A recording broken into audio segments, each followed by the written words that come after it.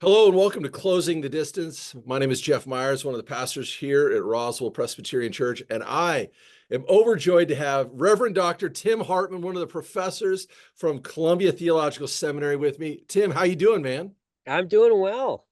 How are you today, Is Jeff? I'm good. I'm looking at your background. Is this your usual kind of work outside in beautiful nature? I have the opportunity to come to you from the Columbia Theological Seminary faculty retreat. So Wow, no, this is not my usual, but it's pretty great. I'm surprised they let you break away from whatever very important discussions you're supposed to be having. Well, I took a moment and hopefully the ski boats won't come by during our conversation. Well, thank you so much for taking the time to chat. Obviously, these conversations are based on what the previous Sunday's sermon topic was. We talked about the practice of study, loving God with our minds. But I want to start with you. Do you remember the first, when you came to Columbia, and somebody told me Tim Hartman just got a job in the theology department at Columbia Seminary, and I was in Atlanta. I was like, wait, Tim Hartman? So do you remember I emailed you and I said, hey, Tim, did you happen to have an ordination service like it? I think it was 2001 at University Presbyterian Church, because I was meeting with a guy named Tim Dearborn who had to leave my coffee meeting in a haste and said I have to go to the ordination service for Tim Hartman. That was September 5th, 2000. Coming up on 24 years here next week. Wow. Wow. Yeah, it's crazy how small the world is, Mm-hmm. I think. When I've learned, obviously I've taken your classes, we've been friends for Mm-hmm. quite some time.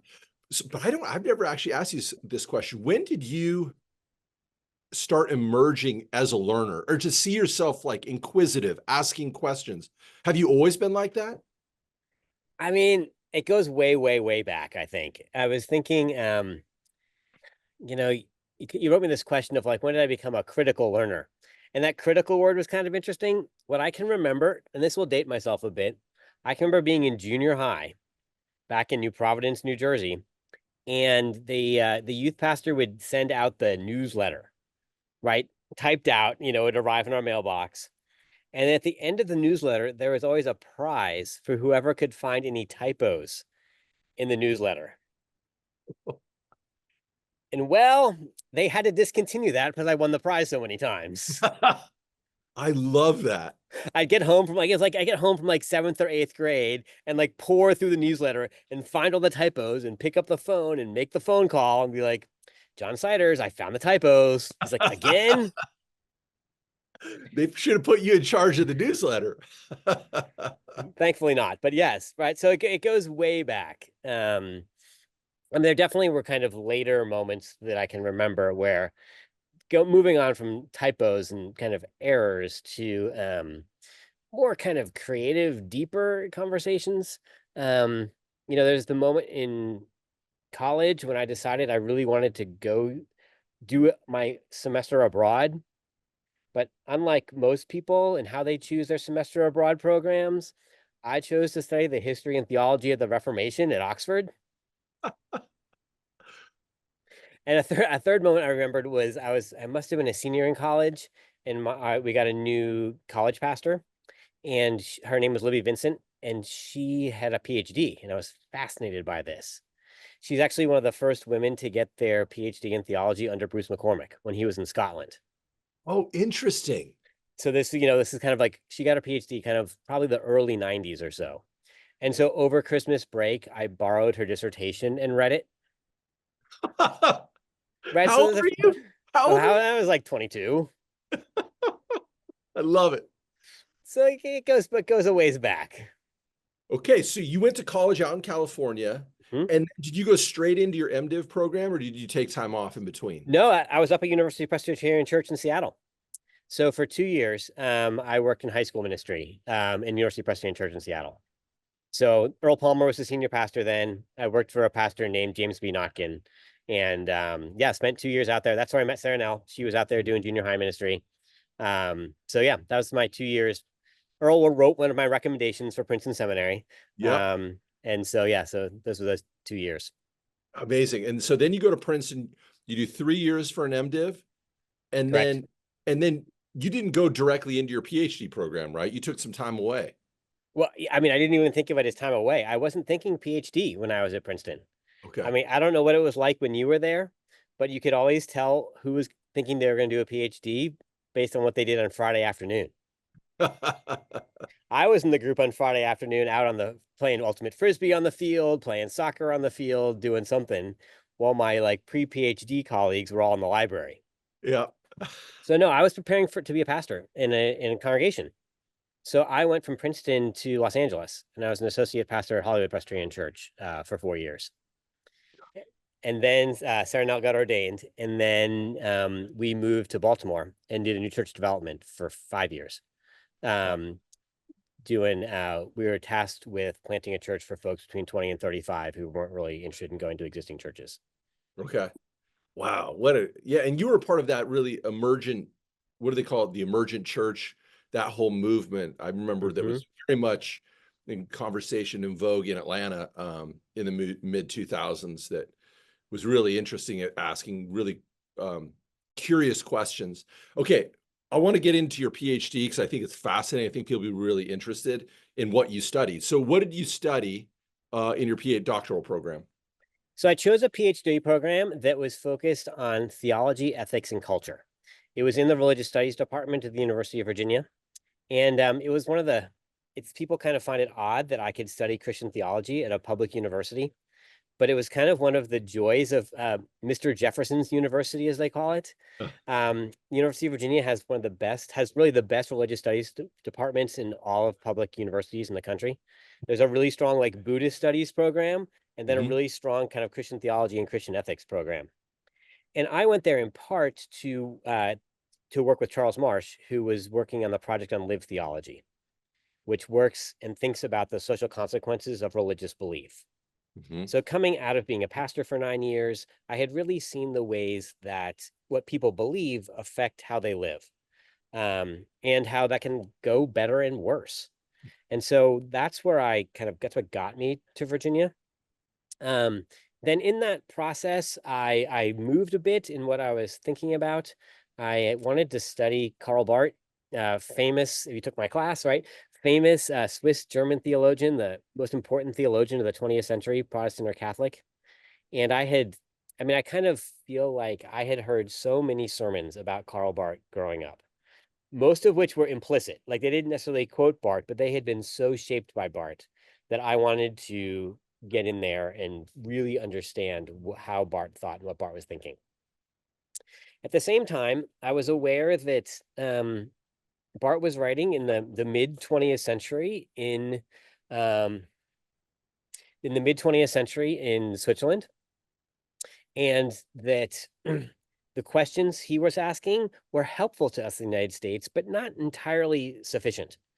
And so I actually emailed Tim Dearborn. Speaking of, because I had gotten interested in a theologian from outside the United States, from Africa, named Kwame Bediako. And so I was interested in Bediako because no one had written on him, and he'd written in English. And so this is gold, right, for an American PhD. Right. And so I emailed Tim and I said, Tim, do you happen to know anyone who knew Kwame Bediako or anything about Bediako? Within hours that afternoon, I was copied on an email to Bediako's widow from Tim Dearborn. Dear Jillian, meet my friend Tim. It turned out that the Dearborns and the Bediakos had been in Aberdeen together when they Oh. all did their PhDs. Score jackpot. Jackpot. So I was in. So at which point I got to go to Ghana. I read everything Bediako had published. He's written 2 books and 75 articles and book chapters, and then a kind of a third book. It's a compilation of his essays. And so I then got to go to Ghana, and every morning I would be delivered a manila folder with what Auntie Mary, so Kwame's widow is Jillian Mary Bediako, what Auntie Mary wanted me to read that day. So I would get some sermons he'd written. Her assistant then was named Patience, and Patience would be like, Auntie Mary thinks you'd like to read these today. I read his PhD application. like his application essay. I read his original dissertation with her notes. She edited him. She also had a PhD in theology, and she edited him. And I'd read her notes in the margins. It was remarkable. So I went up there a couple times, and I'm really grateful for the Dearborns for connecting me.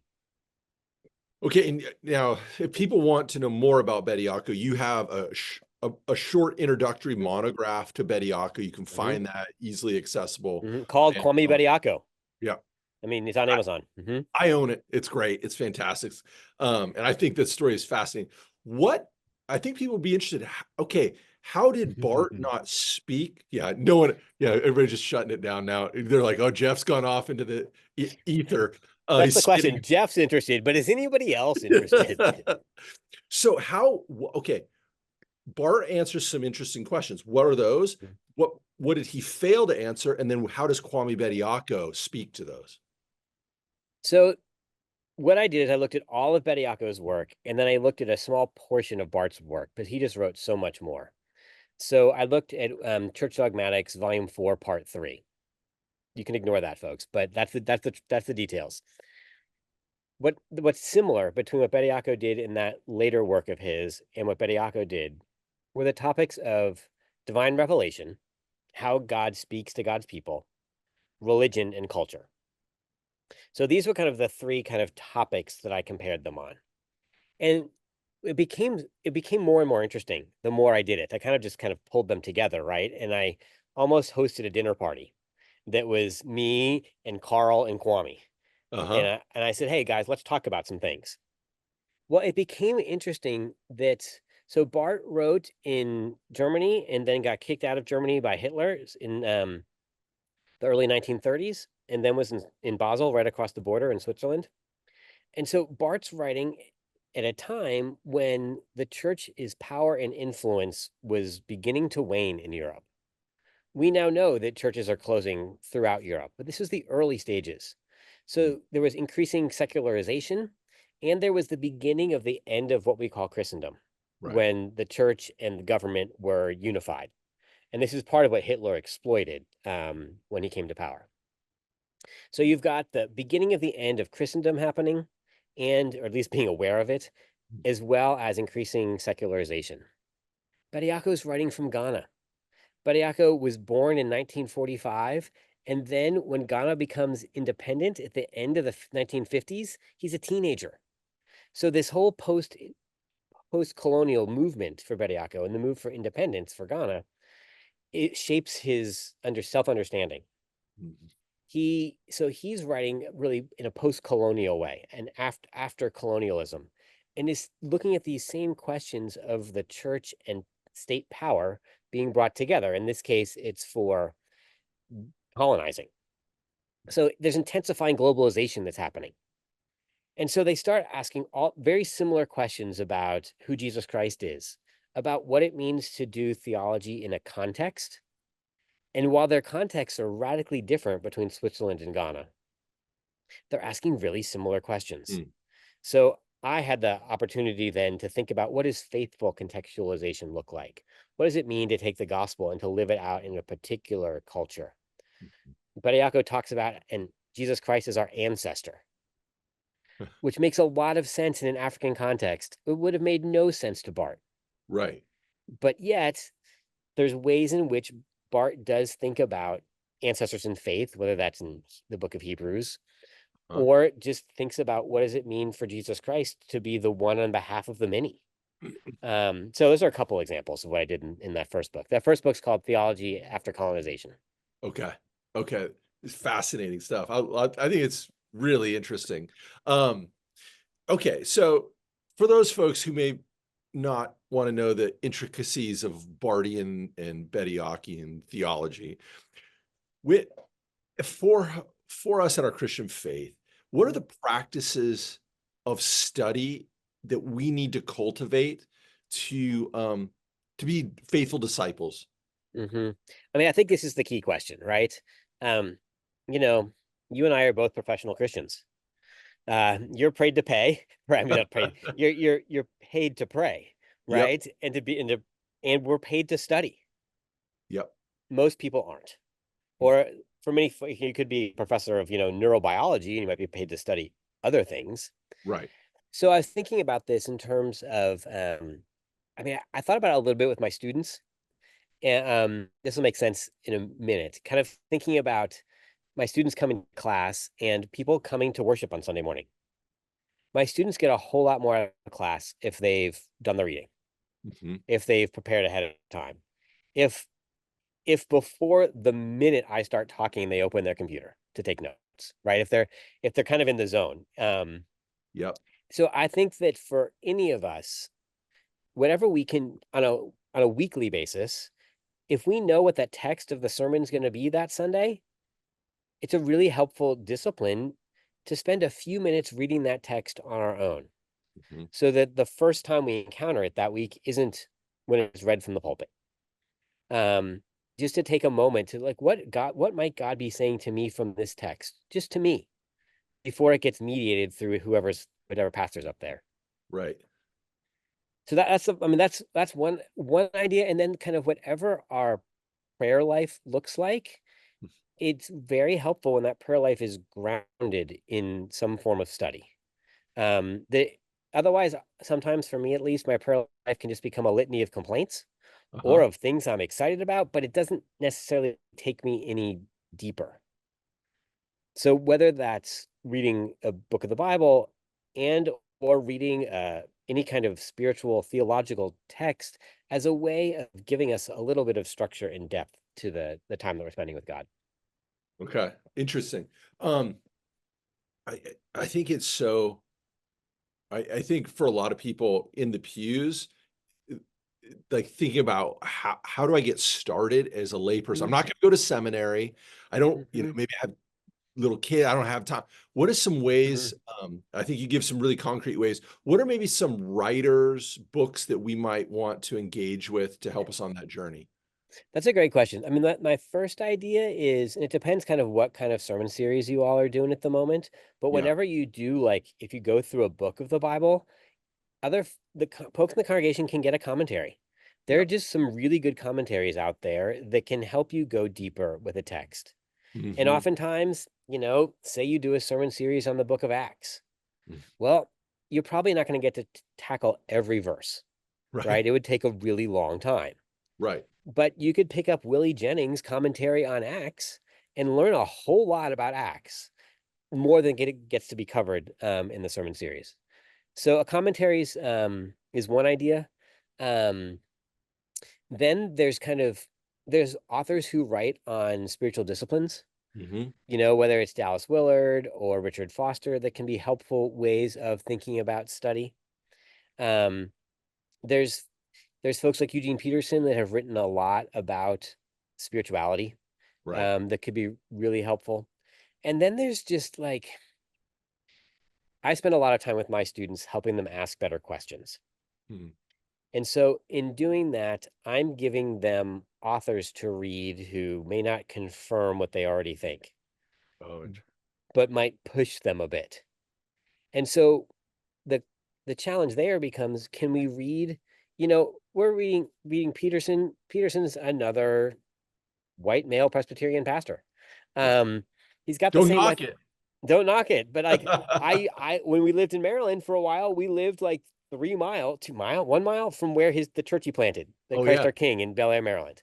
Um, so, but we can learn a lot by learning how people different than us, who have lived in different contexts, different parts of the world. This is why I read a lot of Bediaco. Yep. Understand who God is in Jesus Christ. Right. Um, so you want to read some James Cone, you want to read some Kelly Brown Douglas. Like, these folks will change the way that you understand yourself, understand who God is. Hmm. Um, and that's part of study. It's Yes. not just kind of learning more about the stuff we like. Yes. So Jesus says, love the Lord your God with all your mind. He confirms Hmm. that. Hmm. How do you think study and the intellectual inquiry, reflection is an act of love? Or how can we make it so? I think I just thought something else to your last question. I'm going to slide in. Okay. I was particularly thinking about the folks with little kids, right? Yep. For whom like the idea of sitting down and reading something that's not, say, a board book, um, becomes a challenge. Like, Yep. when's that going to happen? There are so many amazing podcasts that are out now that you can be done while doing other things, laundry, dinner, cooking, cleaning, any of these things. There's Yep. some of these podcasts that can be listened to. You probably have a better beat on those than I do. I just know there's a lot of them. Yep. And there's some great ones out there. So we are called to love God with our mind. Hmm. Um, we are Presbyterians. We lean into this a little bit more than some other parts of the Christian tradition, but we are not asked to check our brains at the door when we come to church or when we just think about our faith. Karl Barth describes theology, like thoughts about God, as rational wrestling with the mystery. Love, And, go and I for love it, right? Because thinking study should be this wrestling, this, it. but it's Mhm. rational, right? It should be, there should be logic to it, there should be thought to it. And yet we're wrestling with a mystery. Right. We're never gonna fully get it. But the joys in the journey there, right? It's in the actual wrestling. I mean, I think of when particularly my boys were younger, right? They're still teenagers now. They wrestle. They don't actually, we don't want them to wrestle till somebody wins. Um, but they're wrestling for the pure joy of it. Yes. And so I think that's part of study too, that it doesn't have to be super hard work that makes, if you're, it's a discipline that it deepens our faith. Right. I love that. Yeah, I love that. Rational wrestling with the mystery. Mhm. I love it. All right. I want to close out here with a couple lists. So what are the top 5 books for you right now Oh my in your life? goodness. I didn't give this to you. I know this a lot. No, you didn't. I know you're Mount Rushmore. Okay, this involves cheating, I think. There can be some like multi-volume works on here to That's all right. okay, so I'm gonna think about this in how I think about theological reflection, how I think about the work of theology. Okay, so the first book's gonna be the Bible, because that's where we have to start. Like we start teaching Christian theology 1 next week. So we start thinking about sources and norms for theological reflection. Yep. So there are typically, 4 major sources for theological reflection. You've got the Bible, you've got experience, you've got reason, and you've got tradition. Hmm. Okay, but we're starting with scripture. Okay, so one of them is going to be the 66 books of the Bible. Okay. All right. And then I'm going to take Bart's 14-volume Church Dogmatics. Very long book. It's I only love 8,000 pages. Um, as a helpful interpreter of scripture. Yeah, I might take some Bediaco. I it. might take some James Cone. Oh, Um, what of Cones do you think for oh, you? so it would be almost I go to his first book and his last book. Yeah. Um, I go to a Black Theology of Liberation Yep. and how groundbreaking it was. In part, he was interpreting Barth there. So it's helpful for me because he's an African American. He writes this in 1970. So the late 1960s, he's trying to interpret Barth in that context. That's Yep. really helpful. And he did his PhD on Bart, I think, right? He did. Yep. Okay. In outside Chicago at Garrett. But then I go to his Cross and the Lynching Tree Yep. as a way of really thinking about suffering and what Hmm. it means that Jesus suffered and that African Americans suffered, Mm. and what this does for our theological imaginations. In part, I think I'm gonna need some Willie Jennings on there. Yeah. Um, I get a Christian imagination on there probably. I'd also like claim his 2-volume work on creation that isn't quite out yet. Have Um, you read it? no, not yet.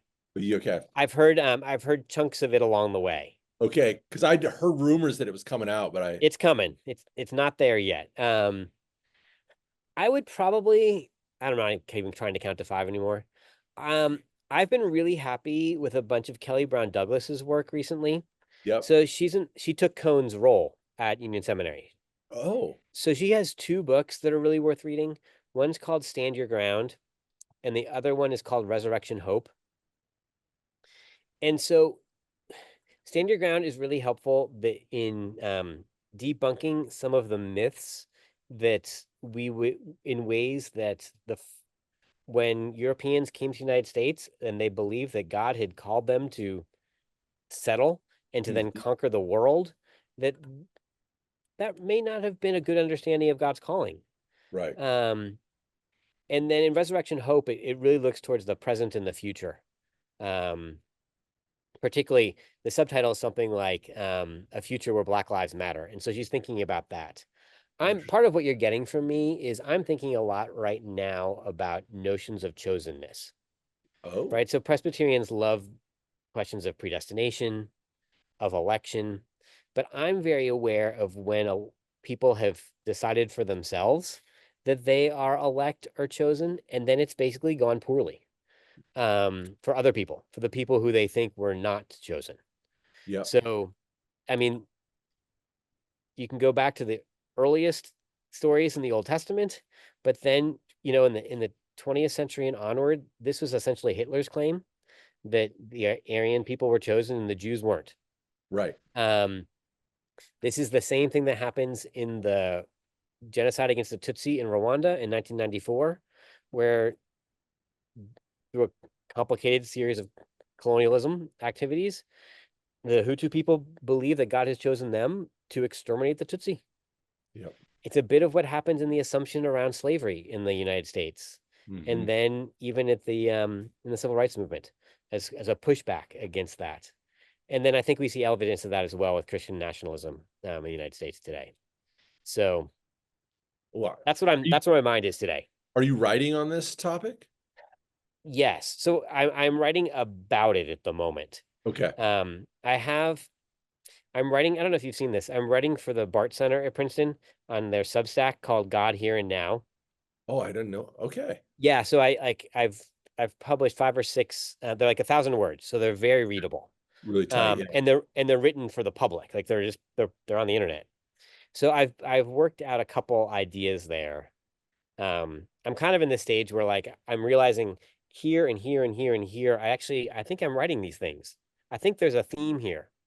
So I'm Oh, trying to cool. figure out what am I trying to write and then Yep. pull it together. That's exciting. So, okay. Um, I want to close out. I'm gonna give you a name. You've mentioned a number of these names, but that we share in common that I really love, and I wanted you to know what this person meant to you, or Yeah. uh, Earl Palmer. Earl the Pearl. So Earl,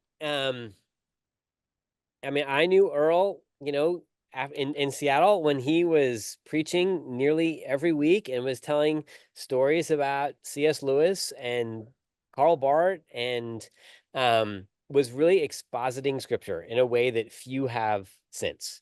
Yeah. Um, Earl would bring you into the world of that text in a way that he was able to proclaim the gospel week in and week out, and to use whatever text he was doing to do it. So yeah, grateful for Earl in his life.